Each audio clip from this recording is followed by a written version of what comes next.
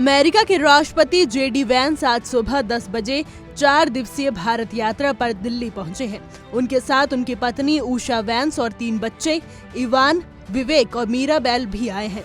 Palam highway अड्डे पर केंद्रीय मंत्री अश्विनी वैष्णव ने उपराष्ट्रपति वैंस और उनकी पत्नी का औपचारिक स्वागत किया। ये दौरा ऐसे समय में हो रहा है जब अमेरिका और चीन के बीच व्यापारिक तनाव बढ़ रहा है और इंडो पैसिफिक क्षेत्र में भी कूटनीतिक बदलाव देखे जा रहे हैं। वैंस की यात्रा ट्रंप वैंस प्रशासन और प्रधानमंत्री नरेंद्र मोदी के बीच द्विपक्षीय सहयोग को मजबूती देने के उद्देश्य से की जा रही है। हालांकि राजनीतिक और कूटनीतिक चर्चा के बीच लोगों की नजरें अमेरिका की सेकेंड लेडी उषा वैंस पर भी टिकी हुई हैं। जनवरी 2025 में जेडी वैंस के उपराष्ट्रपति बनने के बाद ये उषा वैंस की पहली औपचारिक भारत यात्रा है। उषा वैंस का जन्म 1986 में कैलिफोर्निया के सैन डिएगो में हुआ था। उनके माता पिता आंध्र प्रदेश से अमेरिका गए तेलुगु भाषी अप्रवासी है। उनका परिवार मूल रूप से आंध्र प्रदेश के वदिरू गाँव से है। उषा वैंस अमेरिका की पहली भारतीय अमेरिकी और पहली हिंदू सेकंड लेडी रही हैं। उनका एक मजबूत कानूनी करियर रहा है। उन्होंने येल यूनिवर्सिटी और कैम्ब्रिज यूनिवर्सिटी से पढ़ाई की है और बाद में येल लॉ स्कूल से लौटकर येल लॉ जर्नल की संपादक भी रही।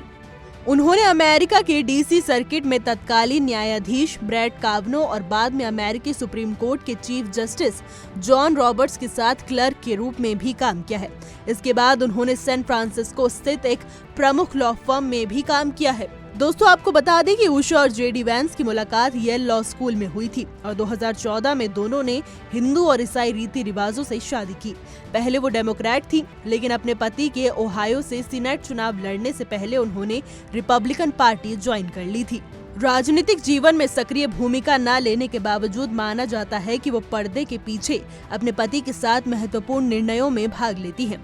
हालांकि वो सार्वजनिक मंचों से दूर रहना पसंद करती हैं और शायद ही कभी मीडिया इंटरव्यू देती हैं। इस यात्रा के दौरान उषा वैंस की भारत में पारिवारिक जड़ों और सांस्कृतिक पहचान को लेकर भी चर्चा तेज है। ये देखना अहम होगा कि द्विपक्षीय संबंधों के साथ साथ सांस्कृतिक जुड़ाव की यात्रा किस हद तक मजबूत करती है। हमारी आज की रिपोर्ट में बस इतना ही। कैसा लगा आपको हमारा ये वीडियो, कमेंट करके जरूर बताइएगा।